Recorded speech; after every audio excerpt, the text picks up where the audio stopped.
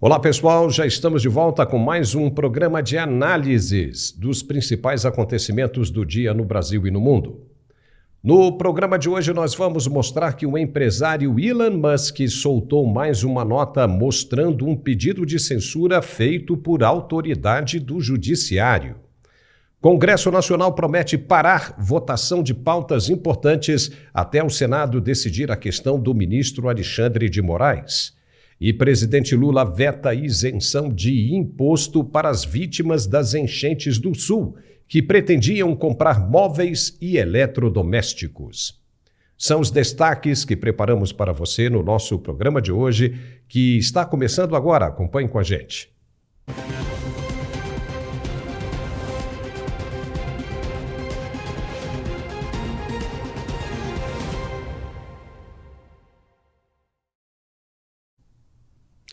É lamentável o que tem ocorrido.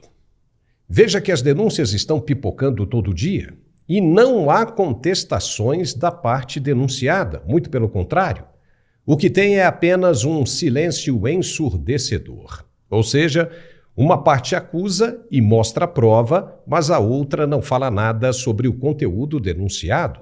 A única coisa que faz é apertar as punições contra o denunciante, mas as provas apresentadas estão ali. E desta vez, e foi publicado em todo lugar, o ministro é acusado de romper com a Constituição brasileira ao mandar bloquear perfis de pessoas comuns. Ou seja, antes se falava de jornalistas e políticos, mas agora, nas novas denúncias, aparecem pessoas comuns que não tinham absolutamente nada a ver com o processo eleitoral e que estavam apenas postando, ou melhor, repostando publicações e emitindo opiniões que, pelo dito, não agradavam ao ministro. Por isso, ele decidiu calar a todos.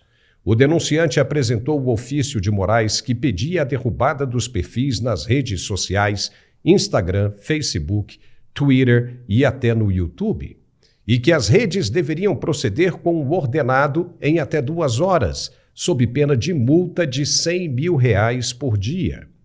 Os perfis em questão, que deveriam ser censurados, eram de Kátia Gracelli, Beto Rossi e Lucinha Ramiro.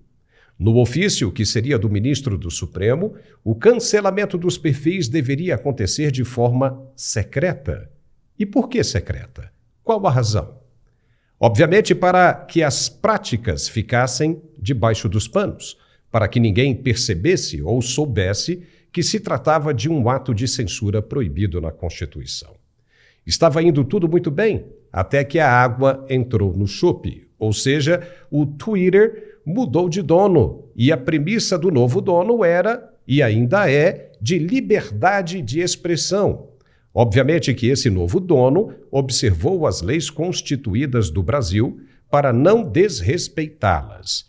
E quando ele deu conta das supostas ordens ilegais, pulou da cadeira e disse: opa, isso aqui não está certo não. Estão pedindo para a gente censurar esse pessoal que nem criminoso é. São pessoas comuns, sem passagens pela polícia ou sequer alguma filiação partidária. Não dá. Os ofícios revelaram que a prática já estava em andamento há muito tempo, com as outras plataformas em sintonia com os ofícios do ministro. O que ninguém contava é que iria aparecer alguém para contestar e revelar o que os brasileiros não sabiam, por estar acontecendo tudo às escondidas, debaixo dos panos. No regime militar era chamado de censura. Mandar calar quem está se expressando em uma rede social é o quê? Pergunta o denunciante. Ele ainda diz que o ministro não conseguiu identificar nenhuma postagem ilegal por parte desses indivíduos censurados, e muito menos o motivo pela qual as contas teriam de ser bloqueadas integralmente. Muito provavelmente, disse o denunciante, as pessoas foram censuradas porque o ministro discordava de suas crenças políticas. No post, Elon Musk disse o seguinte, aspas, Moraes afirma que está protegendo a democracia, mas censurar um lado de um debate político é o oposto da democracia. Ele queria que o ex tomasse atitudes que são ilegais, segundo a lei brasileira, e ficasse em silêncio sobre isso. Fecha aspas.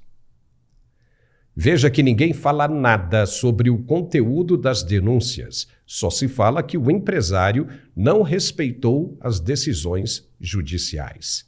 Que decisões judiciais eram essas para resultar em multas de R$100 mil? Ok? Mas e o conteúdo das denúncias? Se for mesmo isso, então o conteúdo revela um crime contra a Constituição brasileira. E como fica isso? O Brasil cobra uma resposta. Depois se discute o desrespeito às leis. O ministro, se for mesmo comprovado, pode fazer o que supostamente fez? Mandar as redes sociais derrubarem os conteúdos que não são nocivos à legislação vigente? Que diferença existe aí, pelo que estamos vendo, dos censores da época dos militares? Tipo, eu não gosto disso, derruba.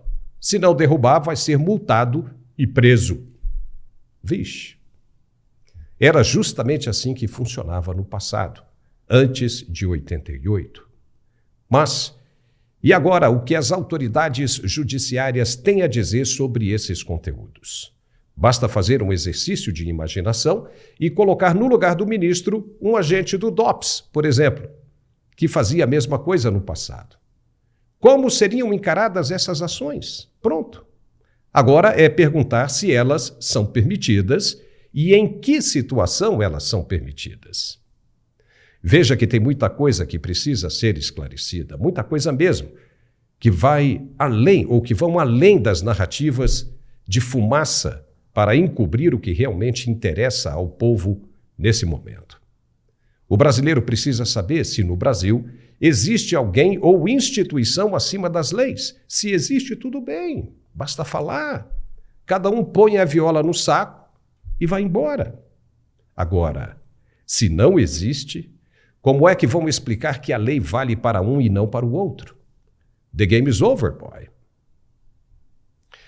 Você também deve ter visto, quando foi publicado na imprensa, que horas antes do ex ser proibido no Brasil, o ministro estaria acompanhado por outras autoridades. Não viu? Pois é. O que essa gente tem de saber é que não consegue mais se esconder, ficar às escondidas, se encontrar às escondidas como acontecia antes. Não dá mais. Para todo lado, agora há sempre uma câmera ligada, um espião de olho. E logo a informação chega no destino desejado. Não há como conter isso. E aconteceu naquela última sexta-feira.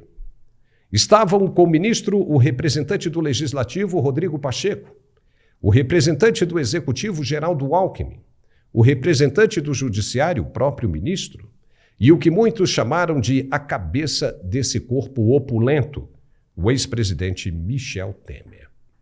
Você acha que eles não sabiam o que aconteceria horas depois? Que não comentaram sobre isso em algum momento? Ou eles foram reunidos na casa do ministro para um pedido de bênção, autorização para tal canetada? Pense nisso. E bom, pelo que aconteceu, a gente já sabe a resposta. Há quem diga que essa é a ponta da pirâmide, a face real do sistema que comanda as normas da República Brasileira. Será mesmo? Os outros são apenas o segundo escalão.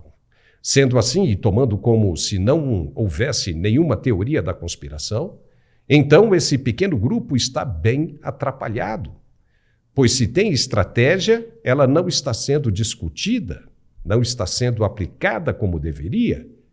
E agora, não sabe mais como proceder para consertar esse acidente de percurso que pode complicar, inclusive, a estabilidade da diplomacia brasileira, típico de um sistema tupiniquim.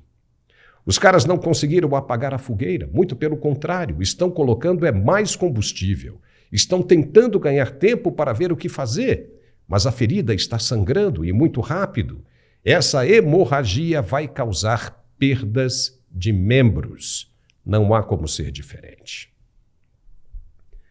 Ou seja, estamos diante de uma crise de dimensões estratosféricas, no mesmo campo em que habitam os foguetes de Elon Musk. O ministro Cássio Nunes Marques, do STF, pediu informações da Advocacia Geral da União e o parecer da Procuradoria-Geral da República em ação do Partido Novo, que tenta cassar a decisão do colega Alexandre de Moraes de suspender o X no país. O ministro deu 5 dias para que ambas as casas apresentem seus relatórios. 5 dias. O ministro quer resolver isso o quanto antes. E vai fazer o que Moraes não queria de jeito nenhum, levar para análise dos demais no plenário. Ou seja, terão a chance, mais uma vez, de corrigir essa loucura toda. Se perderem essa oportunidade, poderão estar atirando no próprio pé.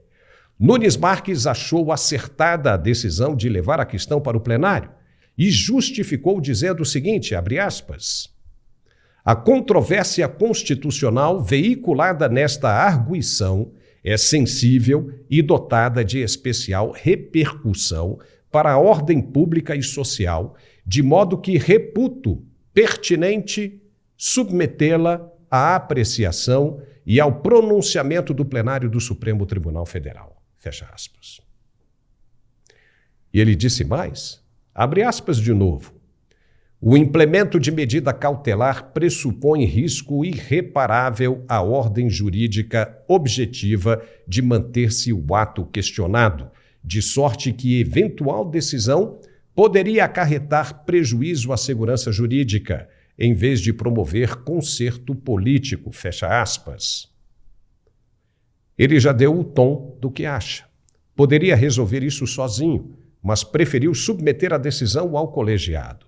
A sorte do ministro Alexandre de Moraes vai ser se o plenário entender por um acordo com o X e começar a reverter o que foi feito até agora.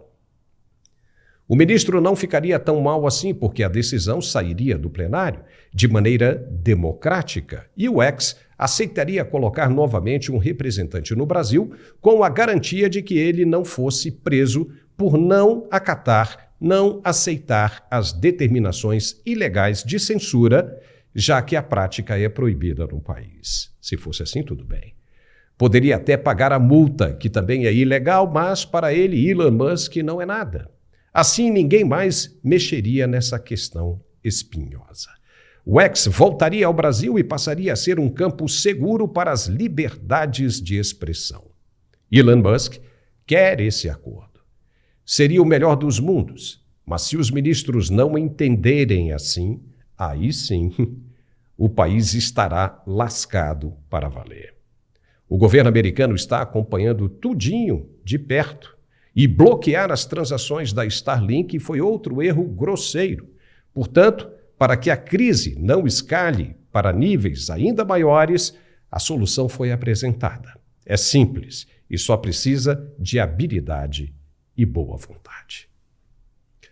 Vamos fazer agora um rápido intervalo para dar o recado de nosso apoiador. Ele vai falar sobre dores pelo corpo. Nesse momento, deve ter muita gente tensa no país inteiro. E o produto dele pode ajudar. Se liga aí no recado do Andrei Andrade.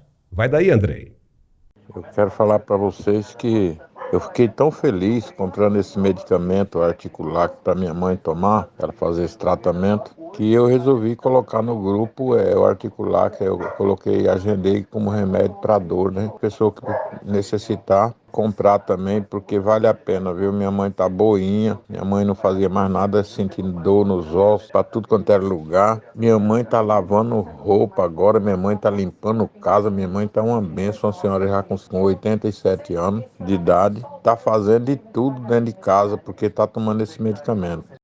Olá, Paulo, é um prazer estar aqui mais uma vez para relatar, reforçar e frisar a importância desse produto maravilhoso, gente. Você acabou de ouvir mais um depoimento de uma pessoa que sofria com dor, incluiu o articular aqui no seu dia a dia e passou a não sofrer mais. E é isso o que ele faz com todas as pessoas, gente. É o único produto no Brasil capaz de acabar com todas as dores a partir da primeira semana de uso. Não é exagero, isso acontece, gente, porque ele tem uma alta concentração de condroitina, magnésio, cúrcuma, vitamina D, cartilagem C2 e o melhor de tudo, gente, ele tem o ácido hialurônico ortopédico. Para quem não sabe, gente, o ácido hialurônico é uma única substância que consegue recuperar, restaurar toda a cartilagem que foi perdida. Vou dar um exemplo.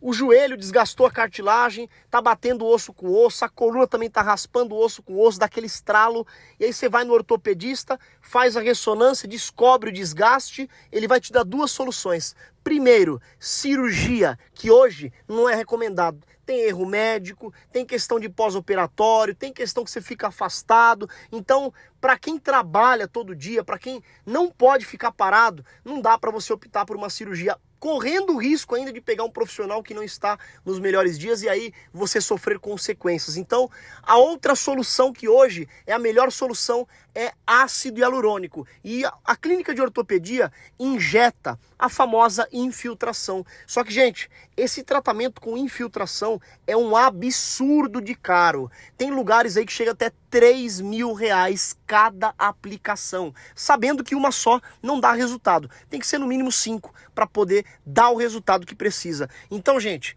é tratamento que é muito caro. Fora o preço alto, também dói na pele, né? Porque é um tratamento totalmente invasivo, né? Uma agulha muito grande, muito grossa que acaba infiltrando, né? E aí dá aquela dor terrível. Então você passa dor e ainda paga caro por isso. É por isso que o articular que é o melhor tratamento, porque esse mesmo ácido hialurônico que está presente nas infiltrações está dentro do tratamento e é por isso que ele é hoje o melhor ortopédico do Brasil. Por isso, gente, uma semaninha de uso, você vai conseguir subir, descer escada, abaixar, levantar, pegar peso, trabalhar sem sentir dor nenhuma, porque ninguém merece, né, gente? Trabalhar sentindo dor, ficar em casa sentindo dor, quando chega em casa cansado, cansada, né, quer descansar, não consegue dormir direito, porque, né, o joelho, a coluna, o braço, o ombro tá travado, e aí você acaba não dormindo direito, automaticamente não descansa, o estresse é maior, e aí você perde a qualidade de vida. É por isso que o Articulark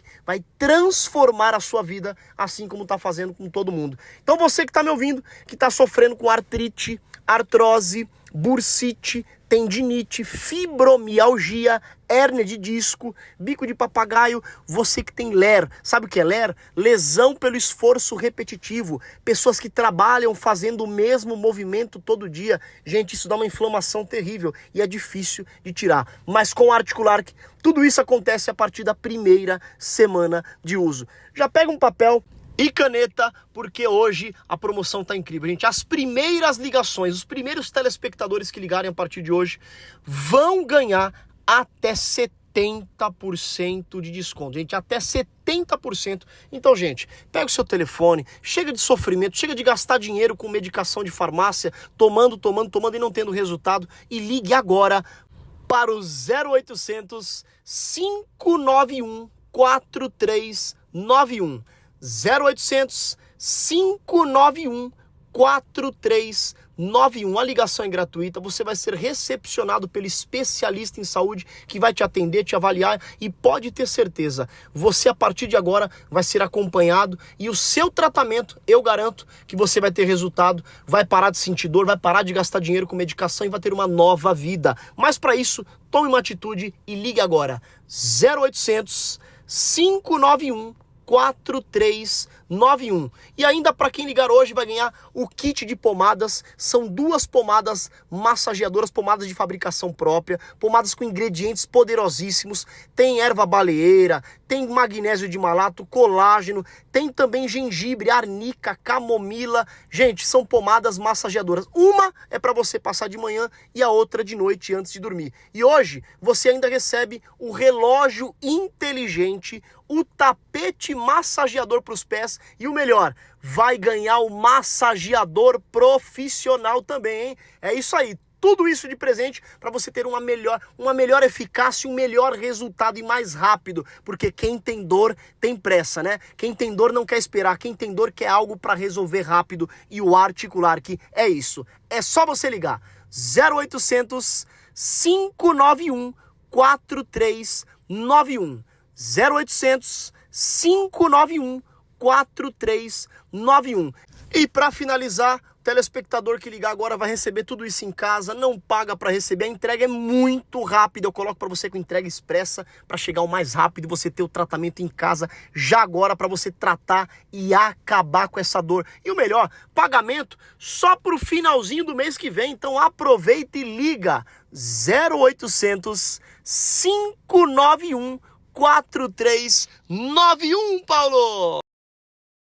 Beleza, já estamos de volta para darmos continuidade ao que estávamos falando no primeiro segmento deste programa. O Congresso Nacional está irritado com as atitudes de censura que foram reveladas. E a deputada Bia Kicis, líder da minoria na Câmara, anunciou a total obstrução dos trabalhos na casa como forma de pressionar pelo impeachment do ministro Alexandre de Moraes. A parlamentar também reforça a luta contra a censura no país e pela anistia dos chamados perseguidos políticos. E nós vamos agora conversar com ela, com a deputada Bia Kicis, sobre os detalhes que envolvem essa decisão bastante emblemática que pode mudar os rumos das decisões no Congresso Nacional. Deputada, muito obrigado por ter aceito o nosso convite. A senhora mencionou que a decisão de obstruir os trabalhos na Câmara já foi tomada. Como isso será colocado em prática nos próximos dias? Seja bem-vinda. Muito obrigada, quero cumprimentar toda a audiência também do programa, dizer que é uma alegria estar aqui com vocês, parabenizá-los pelo trabalho que vocês têm feito e dizer que chega uma hora em que a gente tem que dar o basta. Faz muito tempo que o ministro Alexandre já rompeu com todas as barreiras, todas as fronteiras, né? A violação ao devido processo legal, nós temos tido perseguições políticas, a crise é gigantesca no Brasil. E além do bloqueio... Muito disso se deve à inércia do poder legislativo. Nós, como deputados, não temos os meios de ação para fiscalizarmos os ministros do Supremo, abrirmos processos de impeachment. A Casa do Senado é que tem esse poder. Mas nós estamos tentando há muito tempo sensibilizar o Senado e agora a gente resolveu partir para uma ação mais firme de obstrução para pressionarmos os senadores e para que eles também pressionem o presidente da Casa, Rodrigo Pacheco. Tá certo. Agora a senhora viu então, que... essa é a nossa intenção. A senhora viu que o presidente Rodrigo Pacheco estava jantando na casa do ministro Alexandre de Moraes na semana passada. E ele disse que a chance de colocar em pauta o impeachment do ministro é zero. O que a senhora acha disso? A senhora acha que a pressão popular vai fazê-lo mudar de ideia diante do que nós estamos vendo ou não? Olha, eu acho que o mais importante agora é a gente fazer com que a pressão para o Rodrigo Pacheco parta do Senado. Talvez ele seja insensível ao clamor das ruas, quem sabe, mas ele não poderá ser insensível ao clamor dos seus pares. Imagina o próprio Senado, os senadores fazendo obstrução também dentro do Senado, acompanhando a obstrução que nós vamos fazer na Câmara, nós trabalhando ali em sintonia, vai ficar muito difícil para ele. Isso é verdade, porque se o bloqueio funciona, até quando vocês ficarão com essas pautas bloqueadas? A pressão será gigantesca, ou seja, os deputados, se quiserem, nem comparecem, né, ao plenário da Câmara para ouvir o que tem que ser pautado. Até quando vocês pretendem bloquear essas pautas? De verdade, tem um prazo para começar e um prazo para terminar? Ou isso vai terminar quando os objetivos forem atingidos na íntegra? Exatamente. O que a gente quer, né, é colocar um objetivo para a nossa ação.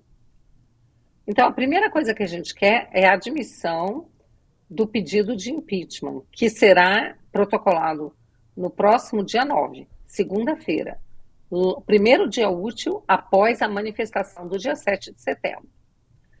A gente tem certeza que essa manifestação vai ser muito grande. Aqui na Paulista, eu estou aqui em São Paulo já, e por outras partes do Brasil, as pessoas sempre se manifestam também. Nem todo mundo pode vir para a Paulista. E a gente tem certeza que com a força das ruas, esse pedido de impeachment, ele chegará robusto no Senado. E aí, então, a gente vai paralisar os trabalhos até que o presidente da casa faça a leitura do pedido, instaure a comissão especial para que o processo tenha andamento. Se os senadores vão votar a favor ou contra, é outra história. Mas a simples abertura desse processo, eu tenho certeza, vai abalar a hoje certeza de impunibilidade dos integrantes do Supremo Tribunal Federal. A senhora também falou sobre lutar pela anistia dos perseguidos políticos. Como a senhora pretende fazer isso? Bom, nós já temos um projeto de lei que está hoje na CCJ. O relator é o nosso amigo, o deputado Rodrigo Valadares, do União de Sergipe. Ele é um deputado muito firme. E nós estamos esperando, contando votos, para que ele possa apresentar esse projeto na CCJ. Uma vez aprovado lá, ele será levado ao plenário para que possa também ser apreciado por todos os deputados. Depois ele terá que ir ao Senado. Esse projeto é muito importante, porque as perseguições a pessoas comuns que estavam se manifestando pacificamente há meses e que no dia 8 foram para frente ali do Congresso para se manifestar, não é? Mas, claro, quando a gente sabe que muitas vezes, quando você tem multidões, alguma coisa sai do controle. E teve pessoas, sim, que depredaram patrimônio público, invadiram os prédios, quebraram. E elas têm que ser processadas e pagar por aquilo que elas fizeram. Mas a gente sabe que muitas pessoas condenadas nem estavam em Brasília no dia, ou estavam lá simplesmente rezando, se manifestando, sem nenhum ato de violência. Então, o que está acontecendo é completamente absurdo. O ministro Alexandre do Supremo não tem sequer competência para julgar essas pessoas. E o que está havendo ali é um julgamento político. E essas pessoas estão sendo vítimas da mais terrível perseguição que a gente já assistiu. Deputada, a gente está fazendo aqui uma análise dos fatos, ou seja, coisas que já aconteceram, como hoje, por exemplo, foi publicado em todos os veículos de comunicação, nos sites de notícias, um ofício enviado para o X no Brasil, ele foi publicado pelo Elon Musk, mostrando que o ministro Alexandre de Moraes, nós não sabemos se realmente era ele ou não ali, o ofício vinha do gabinete dele, pedindo para que as redes sociais, Facebook, Twitter, YouTube e principalmente o X, derrubassem os perfis de pessoas comuns, que não eram políticas e nem jornalistas. Então isso configura uma censura, e uma censura prévia. O que a senhora acha disso? Bom, em primeiro lugar, dizer que não só derrubada de perfis, de pessoas comuns, pessoas do povo, como também de jornalistas e de parlamentares, configura censura, configura uma enorme violação à liberdade de expressão, que é o mais básico dos direitos. Sem liberdade de expressão, você não tem nenhum outro direito fundamental. E também, a gente sabe que Essas ordens eram dadas de forma nada transparente. Essas plataformas tinham que alegar que o usuário teria violado as políticas da plataforma, quer dizer, nem saberiam que tinha sido por uma decisão vinda do ministro Alexandre de Moraes, e o X resolveu não cumprir essas ordens legais. E a gente sabe que os outros, que continuam funcionando sem nenhum problema, só estão funcionando porque acataram essas ordens. E cometeram censura num país onde a prática é proibida. Não é verdade? Exatamente. Está lá no artigo 220 da Constituição. A censura, ela é vedada. Tá. E o que é curioso, que nós estávamos falando aqui, é que não há uma contestação do conteúdo dessas denúncias. Muito pelo contrário, o que se faz é acusar o dono do X de não cumprir com as ordens judiciais. Mas que ordens judiciais foram essas que deixaram de ser cumpridas? Não é verdade? O fato é que não se discute até o presente momento o conteúdo, que é extremamente grave dessas denúncias, ou seja, houve uma prática proibida pela Constituição. Então queremos saber se a Constituição vale para todos ou apenas para alguns. Se existe alguém no Brasil que está acima da lei. Se existir, é importante que nos digam, né, para que nós façamos o que deve ser feito, enfiar a viola no saco e aceitar. Caso contrário, alguém tem que explicar isso. Existe alguém acima da lei no Brasil, deputada? A senhora sabe disso? Bom, juridicamente a gente sabe que não. Na base da força, né, a gente está vendo que existe sim. E o que acontece é que essas censuras, elas estão feitas com um propósito muito claro: calar os conservadores. A mídia perdeu a hegemonia, perdeu a narrativa no momento que as redes sociais surgiram e deram voz a quem não tinha voz. Então, o que eles querem é censurar a direita, os conservadores, e em período eleitoral. Vou contar para vocês uma história. Durante a campanha de 2022, campanha presidencial, eu e o senador Flávio Bolsonaro compartilhamos um post que mostrava o Lula, um vídeo, dizendo que MEI não é carteira assinada, ou seja, ele fazia críticas a quem são os microempreendedores individuais. Eu lembro disso. E eu postei o seguinte: se você é MEI, vote 22, vote Bolsonaro. O Flávio Bolsonaro a mesma coisa. Pois bem, derrubaram essa nossa postagem e nós fomos condenados a uma multa de R$30 mil pelo TSE, sob a alegação de que estávamos fazendo fake news. Porque se eu digo que se você é MEI, vote Bolsonaro, com isso eu estou insinuando que o Lula não seria bom para MEIs.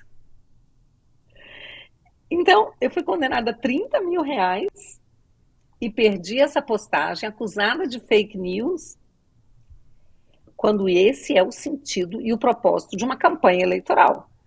Você dizer que o seu candidato é melhor do que o outro. Quando eu contei essa história em Portugal e na Espanha, onde fui fazer palestras, eles ficaram muito chocados e falaram: bom, então está proibido fazer campanha eleitoral no Brasil. Falei: sim, se você é de direita, está proibido. Uou! Que coisa louca, né? Mas, já que a senhora tocou no nome do ex-presidente Bolsonaro, seria interessante a gente entender o seu ponto de vista para o que ele disse, que não é legal nesse momento um impeachment de um ministro do Supremo Tribunal Federal. Por que a senhora acha que ele disse isso? Com certeza ele disse isso porque ele está ali na corda bamba, Ele sabe que qualquer coisa que ele disser pode ser desvirtuado para que daqui a pouco queiram prendê-lo. Mas a gente sabe que esse não é o pensamento dele e esse não é o pensamento de nenhum de nós. Nós sabemos muito bem que enquanto um ministro não for empichado, e no caso o ministro Alexandre de Moraes, que é o que está ali representando, né, quem mais viola as leis, a Constituição e o devido processo legal, a gente não vai conseguir reequilibrar as forças entre os poderes. Eu tenho certeza que o impeachment de um fará com que todos os demais voltem a atuar de acordo com a sua atribuição constitucional. Tá, deputado, agora para a gente encerrar, só duas perguntinhas. A primeira é com relação ao bloqueio das pautas. A senhora representa a minoria na Câmara dos Deputados. Qual é a expectativa de apoio de outros partidos nessa causa? Bom, a minoria caminha junto com a oposição. E na Câmara, o líder da oposição é o deputado Felipe Barros, do Paraná, PL do Paraná. E nós temos vários vice-líderes de outros partidos. Tem deputado do União Brasil, do PP, do Republicanos, que estarão ao nosso lado. Além disso, estamos trabalhando junto com as lideranças de oposição e minoria no Senado. E a gente sabe que conta com muitos senadores, mas precisamos sensibilizar ainda mais. Na segunda-feira, nós teremos uma reunião da oposição, onde nós vamos definir as pautas pelas quais nós iremos trabalhar, e a gente só vai cessar a obstrução, digamos, para votar alguma pauta dessas. Por exemplo, o projeto da anistia. Por exemplo, a PEC que retira competência do Supremo para julgar deputados e senadores, ou seja, o fim do foro privilegiado. A PEC que está na CCJ do fim das decisões monocráticas, ou seja, que ao dar uma decisão monocrática, o ministro tem que imediatamente submeter ao plenário. Então, a gente só vai pausar a obstrução para votar essas matérias, que são muito importantes para o reequilíbrio de forças, para o sistema de freios e contrapesos voltar a funcionar. As demais matérias terão que esperar. Perfeito. Agora, para a gente encerrar, a senhora disse que já está em São Paulo para o dia 7 de setembro. A senhora poderia passar para a gente qual é a expectativa, como é que já está a cidade nesse momento, porque vai ser no domingo, e se a senhora tem esperança de que realmente tenha mais gente do que foi naquele dia 25 de fevereiro? Bom, será no sábado, tá? O dia 7 sim, cairá no sábado. Então, muita atenção a quem está nos ouvindo. Sábado, dia 7 de setembro, nós estaremos nas ruas. A manifestação, a nossa, começará a partir das 14 horas. Mas, como sempre, eu tenho certeza que a Paulista, a partir de 8, 9 da manhã, já estará coberta de verde e amarelo. E eu tenho certeza que, dessa vez, pessoas que antes não se mobilizavam para protestar, para se manifestar, mas que perceberam agora o buraco em que o Brasil se enfiou. Que hoje nós estamos muito próximos da Venezuela. Essas pessoas, eu tenho certeza, virão para as ruas também se manifestar. O Brasil não é mais uma democracia, infelizmente. Dói na gente dizer isso, mas a gente precisa reconhecer.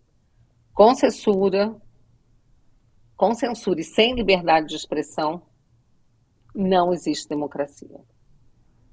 E a senhora é uma incansável lutadora por essa causa, né? Parabéns, viu, deputada? Só lembrando que hoje é dia 5, né, de agosto, 6 amanhã, sexta-feira. 5 de setembro. É de setembro, eu tô doidão, tô perdido aqui. 5 de setembro, amanhã 6 e 7 de setembro, sábado. Tá Tá aí, tá corrigido. Deputada Bia Kicis, chegamos então ao final desse nosso bate-papo, muito agradável, muito obrigado mesmo pelos seus esclarecimentos.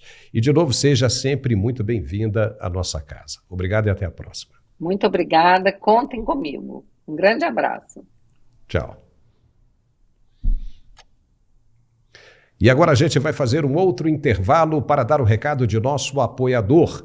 É para as pessoas que estão enfrentando dificuldades para ter ereções naqueles momentos mais importantes. Então, se liga aí no recado da Tatá Onofre. Vai, Tatá! Exatamente, Paulo. Olha, é sempre um prazer falar com você e trazer um tratamento incrível, porque a gente sabe que o homem passa por muitas dificuldades no dia a dia. É o trabalho, o estresse, a rotina, o trânsito. Isso daí deixa qualquer homem muito cansado. E o Max Viril em uma cápsula é uma explosão de vitalidade. O Max Viril Premium tem ajudado muitos homens a tratar, Paulo, ejaculação rápida. A gente sabe que isso aí é um constrangimento. O homem prepara aquele tempo especial, fica preparado, tem vontade, mas não adianta ter vontade e entrar despreparado, porque aí 5, 10, 15 minutos, pronto, acabou. E o Max Viril Premium, gente, a primeira coisa que ele vai fazer é prolongar o seu tempo de ação, aumentar a resistência, ou seja, você consegue ter o controle do seu corpo, o controle da ereção, consegue namorar por mais tempo sem falhar, sem nenhum constrangimento, e é natural, principalmente porque o homem depois dos 30 anos, Paulo, ele também tem uma queda muito grande de testosterona. E isso vai influenciar até no seu emocional. Você que está acompanhando o programa, quantas vezes você já não acordou do nada, assim, deprimido, cansado, mesmo depois de dormir? Pois é, não é normal. A testosterona cuida de tudo isso. E o Max Viril Premium estabiliza a sua testosterona. Você que passa por estresse, ansiedade, ele diminui a ansiedade também. E isso vai ajudar muito no seu dia a dia. É uma explosão de vitalidade, traz de volta aquela eletricidade sexual. E o principal, além do controle da ejaculação, você consegue ter mais desempenho, 10 vezes mais potência. Às vezes você acha que não precisa. E aí tomou Max Viril, ele destrava o seu corpo para você atingir o máximo de potência. Ele vai trabalhar cada terminação nervosa, todo o corpo cavernoso. Eu até brinco falando que é a academia ali do Melhor Amigo, porque ele trabalha o fortalecimento muscular. Isso é muito importante. Ele bombeia mais sangue para o órgão genital e isso vai trazer sensação de volume, muito mais desejo. O apetite sexual é incrível e é natural. Faz o seguinte, já anota o seu telefone. 0800 323 0090. Anota o telefone. 0800 323 0090. Salva aí o telefone, tira um print aqui do GC e aproveita, ó. Tomando todos os dias o Max Viril Premium, ele vai melhorar todo o fluxo sanguíneo masculino. Isso é importante para quem tem problemas circulatórios. Ele vai trazer dentro da cápsula aquela dose extra de energia, mais concentração, principalmente para quem sempre, Paulo, promete que precisa tirar aquela academia do papel, precisa fazer um exercício físico para melhorar a saúde, aquele jogo de futebol com os amigos. Pois é, com o nosso Max Viril Premium você tem mais vitalidade, mais vigor, você acorda diferente. E tudo isso de uma forma muito rápida. É tão concentrado e tão forte, ele é tão rápido porque você não precisa tomar todos os dias. Uma cápsula a cada 3 dias é o resultado que você precisa. Não é incrível? Se você quiser tomar todos os dias, pode, mas uma cápsula a cada 3 dias é o suficiente, porque ele é forte, concentrado e ainda tem nanotecnologia. Faz o seguinte, invista em você. Se você ligar agora, presta atenção, ó. 0800 323 0090. Tem desconto, frete grátis e eu vou liberar, atenção, 70% de desconto. Você vai pagar só 30%. 70% de desconto é para você que está acompanhando o programa. Além disso, você vai levar o AirDots, que é o fone sem fio Bluetooth, e vai levar também um smartwatch top de linha, aquele relógio inteligente que você recebe notificação do WhatsApp, você consegue ver ali os batimentos cardíacos, é presente para você. Então não deixa para depois. Max Viril Premium é o aliado do homem para aumentar a potência e o desempenho e ainda hoje com 2 presentes, hein? 0800 323 0090. Ó, um homem inteligente é um homem que se cuida, hein? Tem que entrar em campo preparado para jogar aquele jogaço. 0800 323 0090, Paulo. E já estamos de volta com o nosso programa. Saiu hoje no Diário Oficial da União que o presidente Lula vetou integralmente a isenção de IPI, que é um imposto sobre produtos industrializados, para as vítimas das enchentes do sul do país.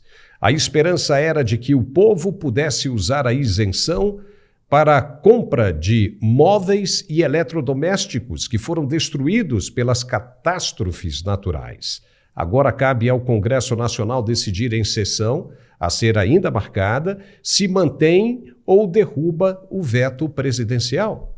Lula justificou o veto com base em consultas aos Ministérios da Fazenda e do Planejamento, alegando que a medida violaria a lei de responsabilidade fiscal por criar uma renúncia de receita sem previsão orçamentária, compensação financeira ou prazo máximo de vigência. O presidente também ressaltou que os benefícios poderiam ser apropriados por produtores rurais, elevando assim o lucro deles e não garantindo o alívio necessário às vítimas. Nós vamos conversar agora com o professor Pisolato, que está na região sul do país. Pisolato, como é que você vê essa decisão do presidente Lula? Quer dizer que, com a suspeita e a possibilidade de beneficiar os agricultores, os produtores rurais, é não para os coitados, né? Ou seja, isso nem poderia acontecer, não é? E se não acontecesse, os que ficaram prejudicados pela enchente sairiam aí novamente no prejuízo, né? Seja bem-vindo, Pisolato. Olá, Paulo. Saudações à nossa audiência. Olha, com perdão ao Rio Grande do Sul, que agora, dia 20 de setembro, vai comemorar o Dia do Gaúcho, né? Em homenagem aos farrapos. Essa desculpa do Lula é um farrapo de uma desculpa, né? Ele já, muitas outras vezes, usou decretos presidenciais para conseguir o que queria. Então, claro que a nossa república arrecadatória está muito mais preocupada em sanar, de alguma maneira, os cofres públicos através dos cortes, do que se preocupar, por exemplo, com recuperação das vidas. Eu acho que, nesse momento, não havia nem que ser pensado nisso. De alguma maneira, a Advocacia Geral, o Procurador-Geral, alguém tinha que fazer, de alguma maneira, assinar um decreto que liberasse IPI. A gente está falando de mais de 600 mil pessoas desabrigadas, tendo que reconstruir uma vida. E aqui eu vou lembrar, Paulo, o Rio Grande do Sul está entre os 6 estados do Brasil que mais pagam impostos e menos retornam em serviços federais. Ano passado, o Rio Grande do Sul cumpriu com 57,4 bilhões de reais em impostos federais, dos quais só retornaram 13 bilhões. Então, bastaria que o Estado recebesse de volta o que contribuiu em termos federais. Aliás, é comum nessas regiões, Brasília, inclusive, está na lista, né? Brasília está na lista, é um dos 3 estados que mais paga e menos recebe de volta. Então, não seria muito, bastaria que o Estado cumprisse com a parte dele. Olha, vamos retribuir toda a coleta de impostos que o Estado do Rio Grande do Sul proporcionou à União, pelo menos isentando de IPI essas famílias que estão vivendo, muitas delas, ainda em abrigos. Apesar de tudo que está acontecendo no Brasil, a gente não pode esquecer que o Rio Grande do Sul ainda está se reconstruindo e vai continuar por muito tempo se reconstruindo essa tragédia. Portanto, o nosso pai dos pobres demonstrou mais uma vez que ele é muito mais pai do cofrinho público. Isso é verdade, porque se a gente pensa, muita gente ali não tem como se recuperar. Móveis destruídos, totalmente danificados pelas águas, né, pela enchente, eletrodomésticos como da linha branca, claro, né, micro-ondas, máquina de lavar, principalmente micro-ondas, né? Como é que essa gente vai fazer se está com a capacidade de produção e levantamento de recursos totalmente prejudicada? E o ex-ministro Paulo Pimenta, né, disse que agora vão estudar uma outra forma para substituir o que seria essa isenção de IPI. Vão estudar até quando o tempo vai passar. Esse pessoal do Rio Grande do Sul precisa de uma solução agora, não é para depois, não é isso? Solução para ontem. É bom a gente lembrar que essa isenção de IPI para a linha branca já foi utilizada por esse mesmo governo no passado, né, com medidas populistas. O objetivo era agregar valor popular às suas campanhas eleitorais. Agora, o que eles vão procurar, convenhamos, é achar uma medida em que eles possam, de alguma maneira, ter acesso ao dinheiro, porque isenção de impostos, eles não têm acesso a um dinheiro circulante. De repente, algum tipo de financiamento em que eles possam ter acesso ao dinheiro. Eu vejo com maus olhos, né? O Rio Grande do Sul, como você bem falou, Paulo, é para ontem. As famílias estão desesperadas, morando em acampamento. Peço para nossa audiência que imagine se você perdesse toda a tua casa. Nós estamos falando lá de maio, gente. Nós estamos em setembro. As famílias ainda estão morando de forma tremendamente provisória. Tem Sem gente contar, morando. Paulo, que essa Desculpa. essa reconstrução psicológica que o Rio Grande do Sul também precisa de apoio. Eu conversei essa semana com os gaúchos, existem famílias inteiras abandonando o Rio Grande do Sul. Isso vai afetar a produção. Então, agora uma questão minimamente legal, num país como o nosso, a legislação está sendo chutada de um lado para o outro, tipo um cachorro morto, isso é um detalhe técnico. E seria só mais uma pequena ajuda que poderia prover, quem sabe, uma reconstrução, o começo de uma reconstrução.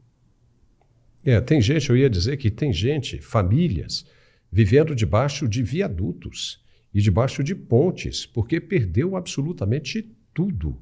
Isso aí seria uma obrigação do Estado brasileiro olhar para essas pessoas. E a questão do IPI, a isenção do IPI, seria uma ajuda até que quase que simbólica, porque o que representa é muito pouco para essas famílias, pelo menos por um período, né, determinado, poderia ajudar bastante. Agora vamos falar de um outro tema que tem incomodado bastante, principalmente a nossa audiência, Pisolato, que é o que tem acontecido com relação a esse episódio do X, Elon Musk, Starlink e Supremo Tribunal Federal.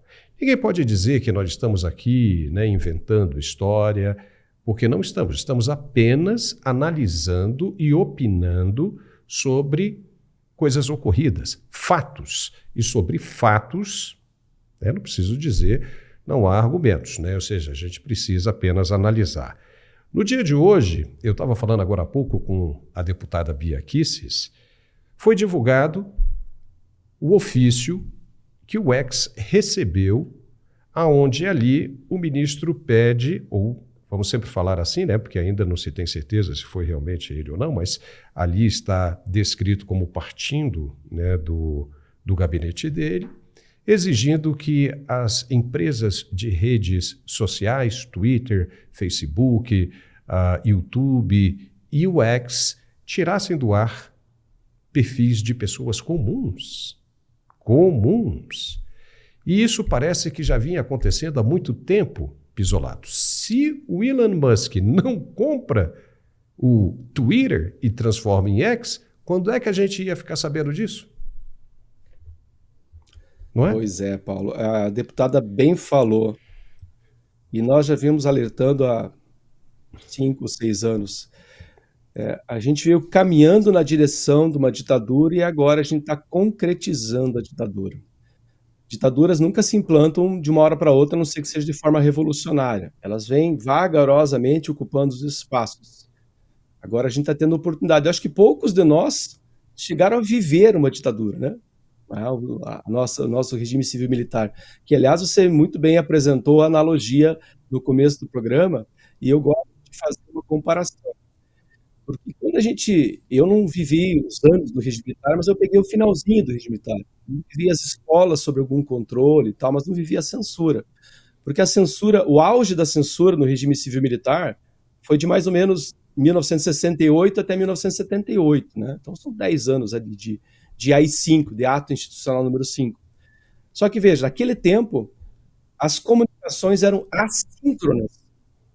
O jornal divulgava uma notícia e a gente lia, mas a gente não trocava informação. A rádio divulgava, a gente ouvia. Nesse quesito, a gente evoluiu. Nós criamos comunicação síncrona. Nós estamos aqui conversando. No Twitter era isso. A gente conversava, trocava ideias. Então, no quesito comunicação, a gente evoluiu. Mas aí, no regime civil-militar, o que se fazia era censura pontual. Você ia até o suposto artigo ilegal e proibia aquele artigo. Ainda assim era censura. Mas você não proibia o jornal inteiro. E muito menos os leitores de acessar o jornal. O que o ministro Alexandre de Moraes fez? 22 bilhões de brasileiros não podem mais se comunicar pelo Twitter. Isso é censura prévia e, nesse critério, é pior do que foi na época do regime civil-militar. E aí eu me preocupo, enquanto brasileiro, enquanto professor de história, a gente sabe que a ditadura ela escala. Vai acontecer a seguir. O Alexandre de Moraes é uma espécie de, como diz no Rio Grande do Sul, rato na guampa, porque ele vai se afunilando e vai ficando preso sem movimento. Ele vai voltar, ele vai recuar, o plenário vai dizer para ele não, os senadores vão agir, ou vai escalar, a gente vai para algo pior, a gente vai começar a ver mais gente presa. Justamente. Eu me preocupo porque quando a gente vive um tempo como que a gente vive, a deputada bem falou, nós já estamos numa ditadura. A gente precisa começar a contar com diversas forças para nos ajudar, e eu acho que só o 7 de setembro talvez não seja o suficiente. Embora a gente acredite que esse 7 de setembro será bem explosivo em termos de gente, de quantidade, eu tenho que concordar que provavelmente isso não vai funcionar, porque o presidente do Congresso, Rodrigo Pacheco, disse que a chance é zero de se colocar algo assim. E muito bem, veja que as pessoas estão tomando já posicionamento, né? Elas já estão se mostrando, né, de que lado elas estão nesse processo que promete ainda se complicar. O que eu vejo, né, nesse momento? Eu vejo que o Supremo agora tem nas mãos a chance de apaziguar isso definitivamente. Ou seja, o Elon Musk aceita a suspensão do X na Starlink, proíbe a entrada do X ali, né, das pessoas terem acesso via Starlink. Por outro lado, aceita até pagar a multa, e colocar um representante de volta, né, do X no Brasil. Mas desde que esse representante não seja perseguido, não seja pressionado e não seja preso.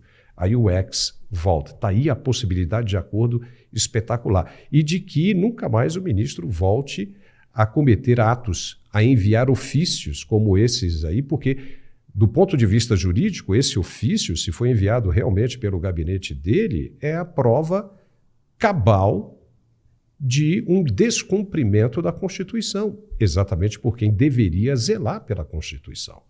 Você não acha isso? Tem dois aspectos aí, né, Paulo? A gente tem esse problema do Twitter, do ex-Twitter, que daria para ser resolvido para trazer de volta esse cenário de comunicação que a gente tinha através do Twitter, já após a compra do Elon Musk, que ganhou esses ares de liberdade. De fato, você não defende a democracia eliminando elementos democráticos, né? Essa narrativa não cola. Não, fizemos isso para defender a democracia. Ninguém tira a democracia para defender a democracia. Isso é menos, não mais democracia. Então esse é o primeiro problema. A gente teria que resolver esse caso do Twitter para trazer de volta essa arena de discussões para ter pelo menos uma certa normalidade. Mas nós temos ainda o problema da vaza-toga, porque se todas essas suposições que o Alexander Files, lá, o selinho amarelo do Twitter, né, que todo dia está sendo postado arquivos que revelam várias ordens ilegais promovidas pelo ministro Alexandre de Moraes, e você também bem falou quando estava conversando com a deputada, a discussão agora virou Twitter, mas a gente não pode esquecer que não é uma questão de empresário malvadão, nós temos que investigar de fato esses relatórios, essas denúncias. E em filosofia se chama pista falsa, o que as pessoas chamam no linguagem comum de cortina de fumaça. Você leva a narrativa em outra direção e esquece, mas e as denúncias? E esses arquivos? E essas ordens? Porque elas estão carimbadas, assinadas, os arquivos estão circulando ainda no Twitter, né? Várias pessoas têm acesso e estão nos mandando através de acessos estrangeiros, já que a gente não pode acessar legalmente, né? Mesmo sem ter cometido crime nenhum. Então são duas coisas. um passo atrás no regime de censura, de ditadura, de censura que a gente está vivendo, trazendo o Twitter de volta, seria, de repente, uma forma de a gente ter uma negociação. Olha, Alexandre, o senhor cometeu um erro, esse erro dá para consertar, e agora vamos analisar os outros. Mas eu não vejo o Alexandre de Moraes fazendo isso. Porque ele inaugurou, o Tarcísio tentou conversar com ele, né, sobre algo parecido, ele falou que não tem nem conversa. Ele inaugurou no Brasil o direito volitivo. A minha vontade. É a minha vontade que vale, eu não gosto das suas ideias, eu não gosto das suas ideologias. Essas últimas revelações mostram isso, são pessoas nem tão grandes assim nas redes sociais e que foram cerceadas na sua liberdade de expressão de forma ampla, geral e restrita. Então não havia nem sequer um crime para que você justificasse remover aquela publicação, mas sim, remover qualquer capacidade de comunicação. E resta aí o terceiro ponto, que seria, tá, e depois de tudo isso, deixaríamos o ministro Alexandre de Moraes, caso comprovado todos esses vazamentos, esses relatórios, impune? Talvez isso fizesse parte de um acordo. Talvez isso pudesse ser uma moeda de troca. Quem sabe? As cartas estão na mesa porque a possibilidade de prejuízo é muito grande. Isso está escalando a níveis estratosféricos, como falamos aqui no início do programa. Daqui a pouco não tem mais como resgatar o primeiro estágio desse foguete. Não tem. Vai ficar bem complicado. E como é que você vê essa iniciativa apresentada pela deputada Bia Kicis de bloquear as pautas mais importantes do Congresso até que essa situação seja resolvida? O deputado Felipe Luiz de Orleans Bragança deu uma entrevista essa semana, saiu na segunda-feira, se não me engano, e ele falou algo assim, olha, existe uma coisa que você usar o regimento de forma normal, comum, formal, mas chega uma hora que você tem que começar a usar outras ferramentas, como trancar pauta, impedir sessões. E ele chegou a falar, citando as palavras do deputado Luiz Felipe, a gente começa a sentir certos ares de revolução, porque você não consegue mais usar o sistema legalmente. Você vê uma pessoa e alguns outros senadores, que não podemos pôr toda a culpa no Rodrigo Pacheco, ele é o principal responsável, mas nós temos lá mais 80 senadores, né? Cujo número muito pequeno está a favor de qualquer processo de impeachment. Então tem um conjunto maior de dificuldades e problemas. Mas eu acredito que chega uma hora que é preciso. Como o Pavinato falou semana retrasada, né? Dá ordem de prisão, não vai dar nada, mas enfim, dá ordem de prisão, para agitar um pouquinho essas águas, porque a Câmara está muito acomodada com as eleições municipais. O Senado parece que não existe, um ou outro senador tentando resistir. Nós vamos confiar apenas no 7 de setembro, em alguns discursos em cima de um carro de som. É uma guerra de muitas frentes, Paulo. A gente precisa, guerra, claro, metafórica aqui, né? A gente precisa de muitas frentes. A gente não pode ficar esperando o 7 de setembro, a gente precisa dos deputados agindo, bagunçando o coreto mesmo, de forma civilizada em alguma medida, mas tem que tentar provocar alguma reação política, porque senão a gente vai cair numa espécie de limbo de normalidade. Porque olha quanto tempo a gente vê essas ilegalidades se sucedendo e a gente fica como um paciente em coma, né? Cada vez que a imprensa livre traz uma boa notícia, olha, apareceu um pendrive com 6 gigas. Ufa, talvez agora as coisas melhorem. 15 dias depois, bloqueio do Twitter. Nossa, o paciente ficou doente, entrou em coma de novo. É muito sobressalto. Eu acompanho os comentários da nossa audiência. Há uma angústia muito grande com relação à forma como o Brasil está sendo conduzido e essa normalidade da anormalidade, da ilegalidade. E o que é interessante a gente refletir é que será que o presidente do Senado, Rodrigo Pacheco, ainda continua achando que não há nada de anormal nesse processo? Né? Ou seja, então ele se mostra agora verdadeiramente que está do lado de um e contra o outro, né? Ou seja, ele não está falando a verdade, né? Sendo sério quando diz que não percebe absolutamente nada de anormal, né? Que tudo isso é bom para a democracia. Democracia de quem? Né? Pisolato, chegamos ao final do nosso programa, né? Hoje foi mais curto, mas muito esclarecedor. É sempre bom tê-lo aqui conosco. Muitíssimo obrigado, viu, Pisolato? E espero te ver na próxima semana, tá? Ou em qualquer momento aí que der. Agradeço, Paulo, o convite. Obrigado à nossa audiência pela atenção. É sempre bom discutir o Brasil. Paulo, eu confesso que eu sonho o dia que a gente vai fazer esse programa só com notícia boa do Brasil. Amém. Quem sabe, Estou torcendo por isso. Quem sabe? Estamos trabalhando, né, cara? Vamos ver. De um jeito ou de outro, as coisas vão se acertar. Eu vejo isso como um grande caminhão de batatas. Está caminhando e elas vão se ajustando. Forte abraço, Pisolato. Vai se ajeitando. Abraço, tchau. Muito bem, nós ficamos por aqui com esse programa. Se você gostou, já sabe, não deixe de dar um like ou dislike, né? Tanto faz, mas se gostou, dê um like. Se inscreva, porque precisamos chegar ali nos 500 mil. Estamos bem próximos disso. E compartilhe. E compartilhe. Essa é a nossa luta diária. Nós queremos trazer sempre aqui a verdade e analisar os fatos. Nada mais do que isso. Muito obrigado pela companhia de hoje e nos vemos de novo amanhã, se Deus quiser. Até lá.